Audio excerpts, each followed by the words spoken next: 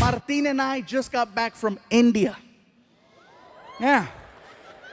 So let me tell you, I started posting on Facebook and Twitter that we were going to go out there to do these shows. And then people started sending me messages questioning what I was going to do. First of all, are they going to understand you in India? Will they understand English okay? Will they be able to follow along with your stories? Once we got there, I come to find out that more people speak English in India than in all of the US and Canada put together. Might as well throw Mexico in there for extra credit. Because there's that many people, and yes, they have the internet. They got the internet, they got Bollywood, they got Hollywood. They understand American culture so much more than we understand theirs. Second thing, people tried to warn me about going over there. Gabriel, be careful. India is a third world country. Don't drink the water in India. It contains parasites that'll make you really sick. Don't eat the food from the street people, especially the street meat. It contains a parasite that'll make you really sick. And most importantly, there's a lot of crime over there. Don't stay out late. When the sun goes down, you go down. I'm like, is it that bad? Parasites. So I'm like, let me get this straight. There's a lot of crime. Don't stay out late. Don't eat any of the food from the street vendors. And don't drink the water. Why does that sound familiar? That's Mexico.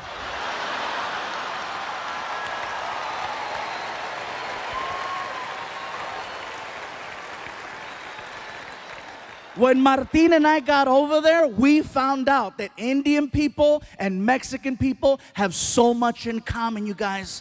I'm telling you, it's insane how similar we are, especially the food. The food is so similar. For example, Mexicans love tortillas. Indian people love naan bread, which is a fluffier form of a tortilla. Mexicans love chicken. Indians love chicken. Mexicans love hot and spicy. Indians invented hot and spicy. Most popular drink in Mexico is Fanta. Most popular drink in India is Fanta. Indian people worship cows. Mexicans love barbecues. A lot of similarities. Most of the people that I met over there were very hardworking and humble. And I gotta tell you, every time I talked to someone, I was always greeted the same way. They'd look at me, they'd put their hands together, they'd do a little bow, and they say, Namaste, which is an endearing hello. It's really nice and sweet. And then I noticed that Indian people, when you're talking to them, do this thing with their head, where it will begin to move side to side as they're speaking. Now, at first when you notice it, you think, oh, he slept wrong. He just got a kink in his neck. Get a Tempur-Pedic!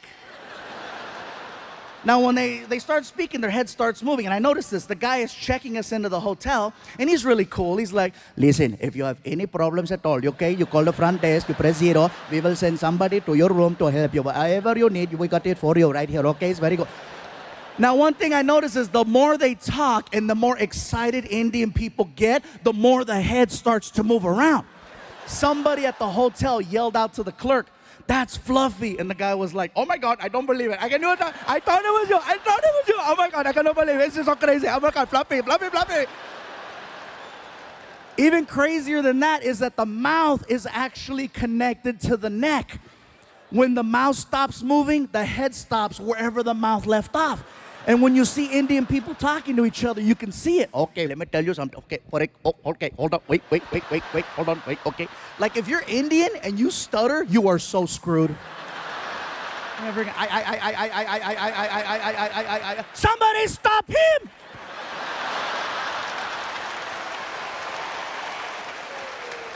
I'm not gonna lie, you guys. When I first saw this happen, I thought it was hysterical. I thought it was funny. But then I started thinking about it. Head movement is just a form of expression. No matter where you live in this world, people express themselves in their own unique way, whether through facial expressions, hand gestures, body movement, extra words. Everywhere you go, things are different, and that's just how they express themselves in India. Now back to the whole Indians-Mexican thing. That is something else that we share in common with Indian people. Head movement. Now some of you in the building tonight are like, stupid, we don't have head movement. Yes, we do. It's a little different. See, with Indian people, the head movement is side to side. Mexicans, our head movement is front to back. The difference between that is that with Mexicans, we have to be very, very upset in order for you to see the head movement. Otherwise, you can't tell. With Indians, it's all the time. Oh, today is such a nice day. It is such a beautiful day today. I'm so happy. It's very nice, very good. Oh my God, I can't believe it's so nice. It's such a pretty. Mexicans, when we're mad, that's when it comes out. For non-Latinos, hey, trust me, you cut off a Mexican in traffic, see what happens. ¡Sácate, pendejo! ¡Lárgate, cabrón! ¡Quítate, desgraciado!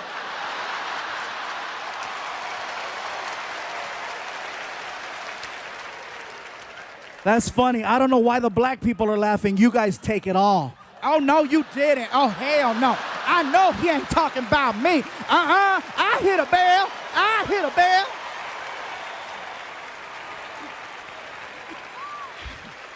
I made myself dizzy doing it.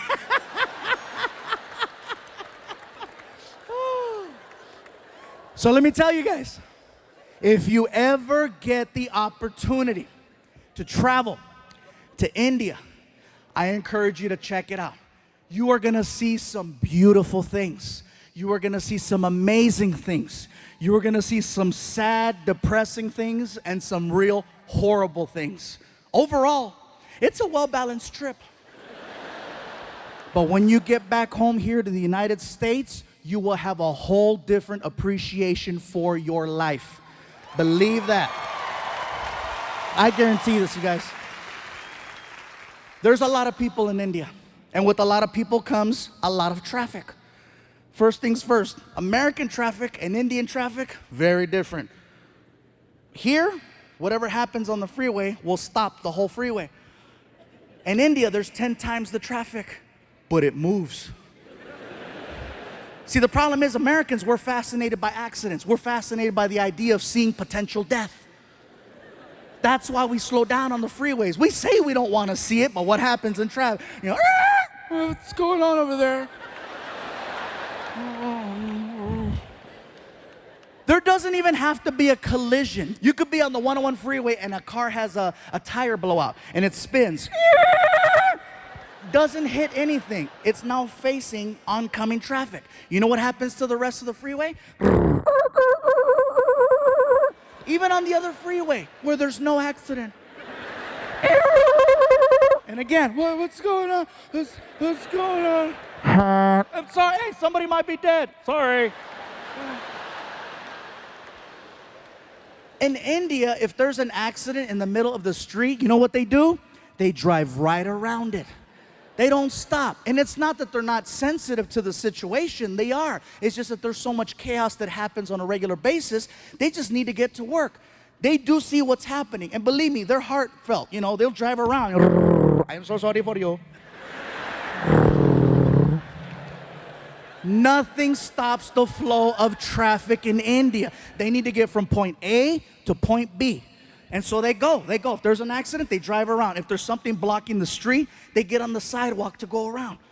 It's amazing the way they drive. And here's something else. No one uses turn signals over there. No one uses turn signals. They use a horn. Now, if you go to India tomorrow, from the time you get there to the time you leave, you're constantly going to hear a horn. It's an actual language when people are driving. I'll show you. You're driving? Car on your right. Car on your left. Light up ahead. They talk to each other while they're driving, and they barely miss each other every single time. Also, you'll be on the 101 freeway here, and there'll be 6 lanes. In India, you'll see 6 lanes, but guess what? You'll see 12 cars across. Yes, they have lines, but they're basically there to let you know more or less the direction you might want to go in. They're this close to each other. And even at the light, they communicate. You see everything. Cars, trucks, vans, motorcycles, pedestrians, cows, children, all waiting for the light. And they talk at the light with the horn. Very good, you can go, you can go. Welcome, you're welcome, go. Nothing stops the flow of traffic over there. Indian people drive, think of ants. You know how ants travel in a straight line? And if there's something in their way like a rock, ants will split up, go around the rock and reunite, or climb over the rock. Worst case scenario, they dig a hole and go under the rock. That's the mentality of driving in India. A man can get shot in the middle of the street. People just look at each other. Somebody pick him up. And they'll drag his ass onto the sidewalk. And if there's an accident and they need to get around, guess what's gonna happen to that guy on the sidewalk? Nothing stops the flow of traffic in India except a cow. Now, I know we've always heard the stories and the jokes about, oh, Indian people don't eat hamburgers. I asked the question and I found out. It's believed that cows are people who have died and they've been reincarnated and their new life is now the cow, which is why they don't eat them and why they give them all the love and respect in the world over there. I saw this firsthand. There's a cow crossing the street while we're driving. And the cows know, they're cocky. They know that they can cross. Freaking, all the and the cows out there all cocky. Gling, gling, gling, gling. No one honks at the cows. No one yells at the cows. No one touches the cows. They wait for the cows to finish crossing. The cow that we had laid down. The driver just shut off the car, started tweeting, "There is a cow in the middle of the street. Hashtag Momo."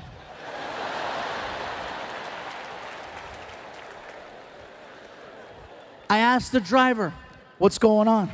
"Sir, there is a cow." "I see that there's a cow. Are you gonna honk at it, go around? What's gonna happen?" We cannot honk at the cow. We must wait for the cow to move." "You're kidding." "I am not kidding. We must wait for the cow." We drove past a dead body 15 minutes ago. "That is probably him."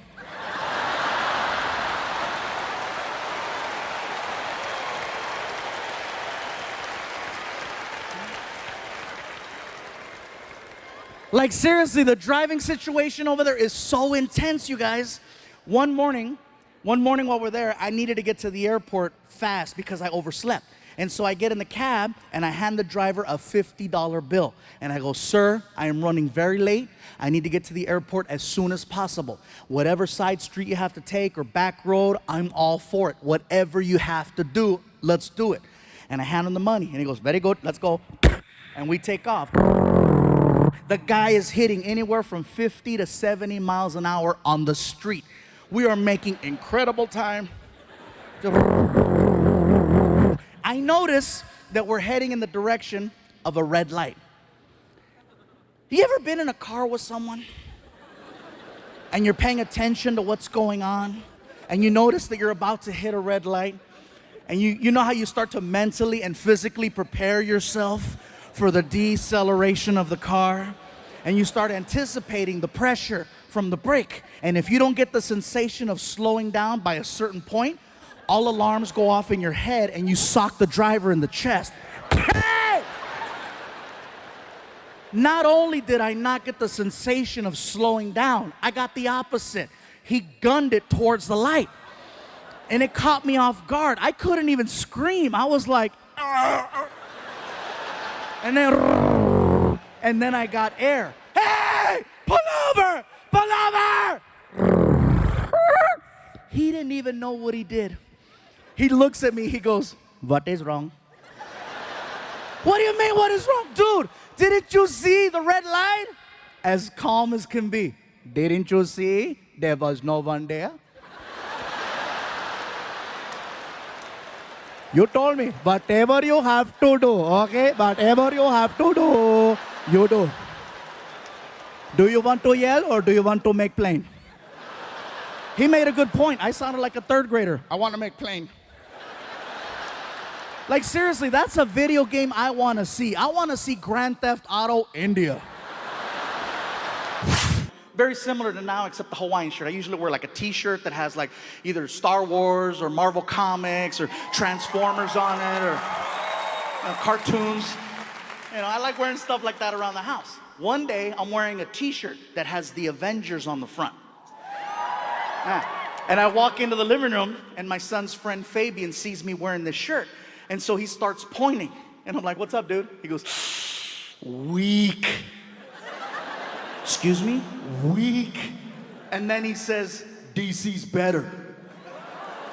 What did you say? DC's better. I'm like, DC's okay. You know, Obama lives there. They pass laws. They got hotels, historic museums. It's not even a real state. I don't know why you're getting cray-cray. He goes, nah, fool, DC Comics. And I'm like, hey, man, I'm almost 40. I don't care. It's just a really cool shirt. I like it. It fits. No big deal. That's because they are. I go, you need to relax. They're the best. I go, you need to chill. And in my head, I'm like, why am I having this conversation? I have better things to do with my time, like trying to get my son on an elephant. But no. The kid in me's like, why are they the best? And then he points at the shirt again. Iron Man sucks. Batman's #1. I go, why? Because he is. I go, that's not an argument. First of all, Batman's not the best superhero. I hate to break it to you. He's not. I can hear people already getting ready to boo. They're like, oh, no, Fluffy, don't go there. Don't go there, Fluffy. Don't do it. Yes, I'm going to do this. Watch this. Batman's not the best superhero. Batman is the creepiest superhero. Batman is the creepiest superhero that has ever lived. He even sounds creepy. I'm Batman. I'm Batman. You don't recognize that voice? Want some candy? Help me find my puppy. Hello, he only comes out at night. His face is always covered up. He's always waiting in alleys. And who does he talk to? A guy named Joker, a guy named Riddler. His name is Batman. Joker, Riddler, Batman. Joker, Riddler, Batman. Those are Mexican gang member names. Can you imagine if that was Batman's real identity at night? I'm Batman. During the day, no, chingue su madre, soy Batman, loco. Todo el pinche día aquí trabajando y luego le parte la madre Joker. I'm Batman. I said, all right, Fabian, Mr. Batman's the best. Based on my t-shirt says Marvel Comics. I said, I see Thor, I see Captain America, I see Iron Man. Who are some of the superheroes that DC Comics has that makes them better than Marvel? Go. Batman, you said that. Superman, that's a good one. Wonder Woman, okay. Green Lantern, whoa. I said, I know the other superheroes, but Green Lantern? What's his power? He wears a ring, and the ring gives him power. I said, that's a fantasy. I don't know any man who wears a ring who has power.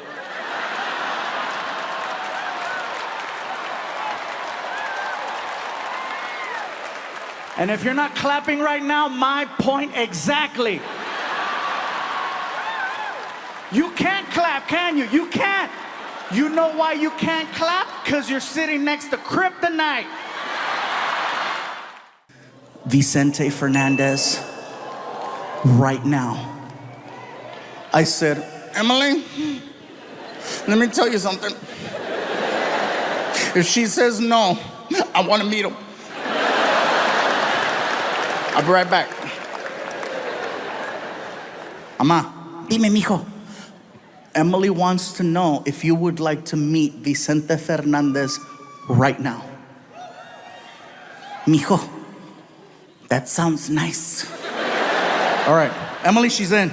Emily goes, is she even a fan?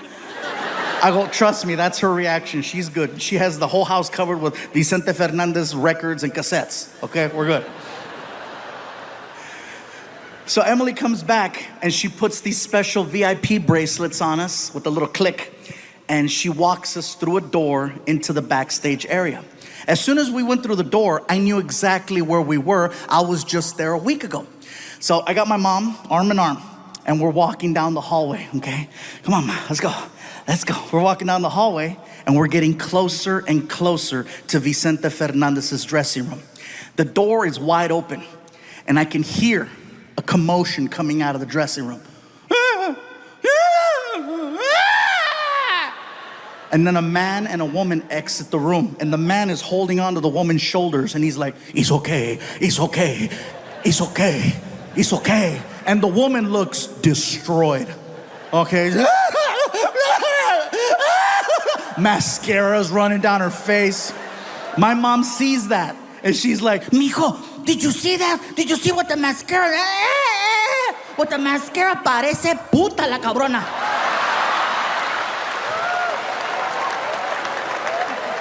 Sorry, puta means friendly. So we get by the door, and the closer we get, we start to see a guy in the room. He comes to the door. In the room, there's 3 people, okay? There's Vicente Fernandez, the photographer, and a handler. The handler comes to the door, and you can tell by his voice that he works for like a Mexican radio station because he's got that voice. You know, like, hola, hola, pásale, pásale. Pásale in Spanish means come on in. So we start to walk into the room. And let me tell you guys something. If you grew up listening to Vicente Fernandez from a young age and you get the opportunity to meet him, it is seriously a religious experience. My mom and I are entering the room. The only thing missing is the freaking Nomines Patres en el nombre de San. You don't look at him, you look at the floor.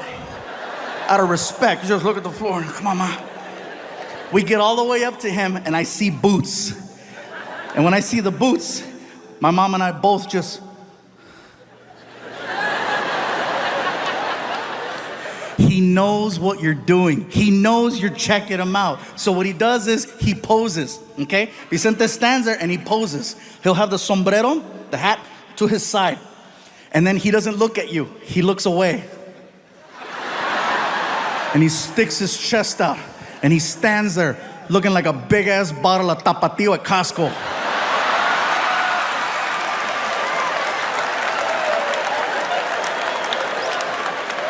And then he looked at me.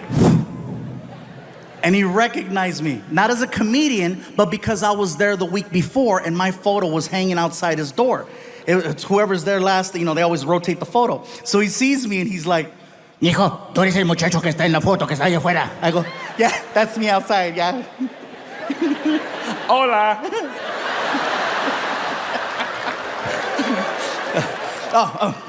Vicente, I'm sorry. Le presento mi mamá. I'm like, oh my God, I think I just offered up my mom to Vicente Fernandez. She's like 73, better late than never, Ma, get him. My mom starts walking up to Vicente. He was so nice. He goes out to shake my mom's hand, and my mom grabs his hand. And I don't know where she got this strength and energy from, but she grabbed him and pulled him in hard, like the video game. Get over here. And then hooked him. She hooked him and she starts screaming into his chest, Mi chente, mi chente, mi chente. I'm like, oh my God, she's getting horny.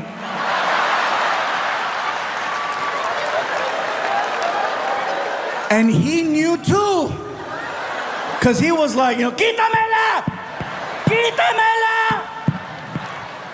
The photographer, the handler, and me, the 3 of us, is what it took to pull her off of Vicente.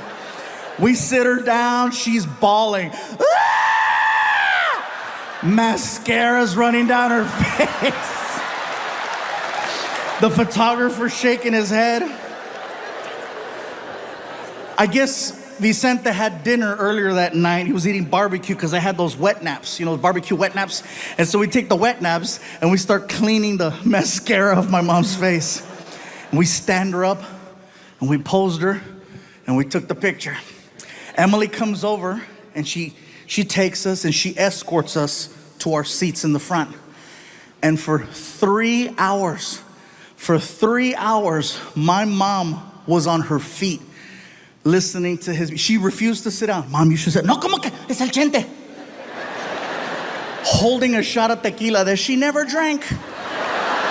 She was 3 hours on her feet, never once sat down. That's how powerful his music was. My mom felt no pain for that entire time. And the minute that freaking concert was over, you know, tan, tan, tan, tan. My feet! Oh my God, mijo, mis pies! Ay, pinche callo! Oh my God, my feet! Ay! And I'm like, oh great. So now I gotta drag this living novela to the parking lot. I helped her into the car. My feet! I told you to sit down. You don't sit for gente. Here comes Emily. Did you guys have a good time? I go, Emily, we had the greatest time. Thank you so much. I got something for you. I go, what's up? And she hands me an envelope, and I open it. And inside the envelope is the picture.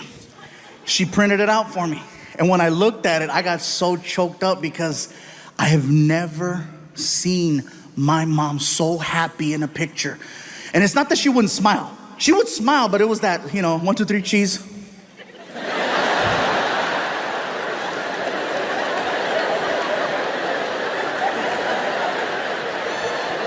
But this one was like... And what makes it extra special is that is the last photo I have of my mom, and she was the happiest. And I know that that moment wouldn't be possible if I did not do this for a living.